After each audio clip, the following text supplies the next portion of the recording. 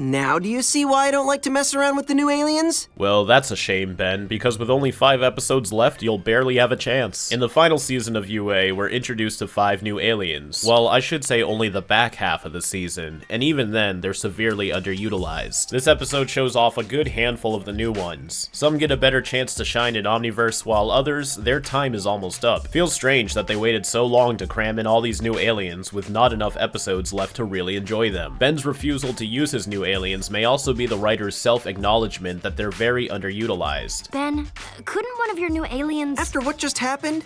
No. Although I could be looking too deep into it. But then again, Ben already got 5 new aliens at the start of the show. He's up to 6 ultimate forms, and also unlocked everything he had beforehand. There's already so many aliens to balance, was it even worth giving us this new wave of transformations if we can't even see Ben use them? Anyways, Animo starts a business to give out free rapidly growing dinosaur eggs. The main one coming out of nowhere and demanding a name kinda implied a whole other angle for this plot that doesn't really have enough time for us to care about it. In fact, one of Animo's creations gaining sentience beyond being his slave would have been a better story to focus on. But at the end of the episode, I couldn't even tell you what we were supposed to focus on. Is this episode about Ben being comfortable with his new aliens? Is it about the dinosaur uprising? Is it about climate change? It's going to take us months to redo this experiment, and in the meantime, climate change will only get worse. The story is a collection of aimless things happening that barely relate to each other. There's nothing that ties it all together, and this whole episode makes everything so difficult for no reason. Ben refuses to use his new aliens when that's never been a problem since Classic. Hey, I'm the one who figured out swamp fire and goop, remember? Swamp fire! The sheriff refuses to help take down what should be one of the most wanted men in America, although we do get a funny commentary about the police about it. What kind of a legal system would... Oh, never mind. The whole lesson that Ben needs to use jury-rig differently because... Breaking things couldn't be his only power.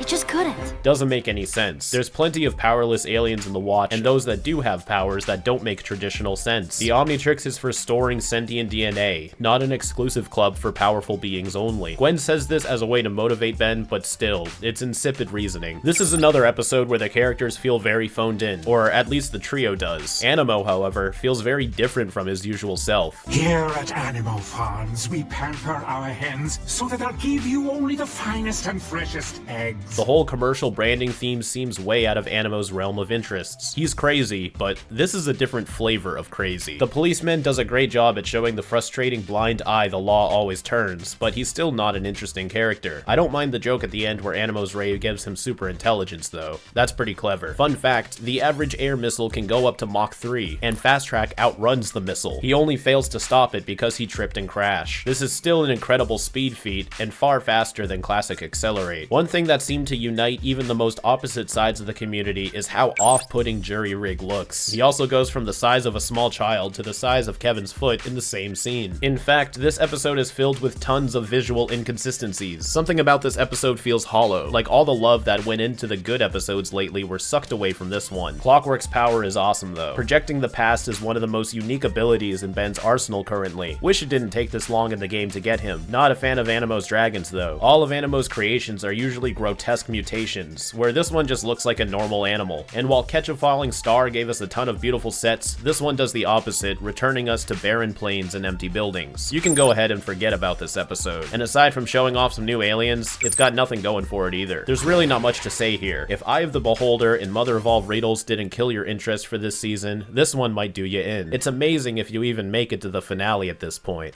Out of the way, you dumb cluck!